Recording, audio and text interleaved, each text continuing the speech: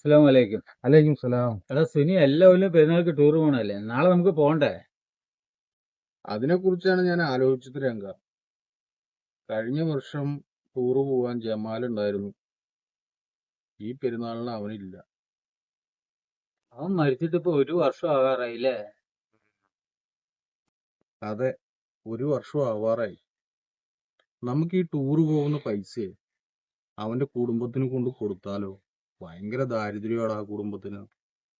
സുനി, നീ പറഞ്ഞ നല്ല കാര്യം.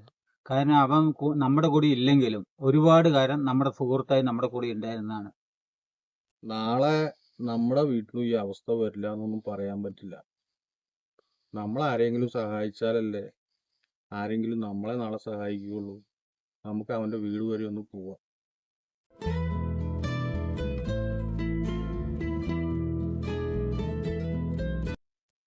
പെരുന്നാളായിട്ട് നിങ്ങളെ ഒന്ന് കണ്ടിട്ട് പോവാന്ന് വിചാരിച്ചു വന്നതാണ്.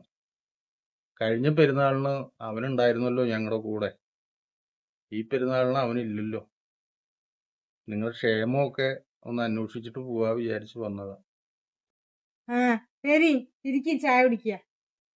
ഇല്ല താത്ത, ചായ ഒന്നും എടുക്കണ്ട, ഇരിക്കണില്ല. ഞങ്ങളെ എല്ലാ പെരുന്നാളും ടൂറ് പോകുന്നതല്ലേ. ഈ പെരുന്നാളിന് ഞങ്ങൾ പോകുന്നില്ല. കാരണം ഈ പെരുന്നാളിന് അവൻ ഞങ്ങളുടെ കൂടെ ഇല്ലല്ലോ. ഞങ്ങളുടെ എല്ലാ കാര്യത്തിനും അവൻ ഞങ്ങളുടെ കൂടെ വന്നതാണ്. അപ്പൊ നിങ്ങളുടെ എന്താ ആവശ്യം ഉണ്ടെങ്കിലും ഞങ്ങളെ അറിയിക്കണം.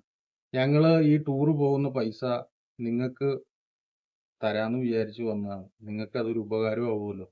ഇത് മേടിക്കുക താത്ത. രംഗ, പെരുന്നാളായിട്ട് നമ്മൾ നല്ലൊരു കാര്യമാണ് ചെയ്യുന്നത്. അത് ശരിയാണ്. ഇതൊക്കെ കണ്ടാവും വളരെ സന്തോഷിക്കുന്നുണ്ടാവും. പടച്ചോൻ അനുഗ്രഹിക്കട്ടെ.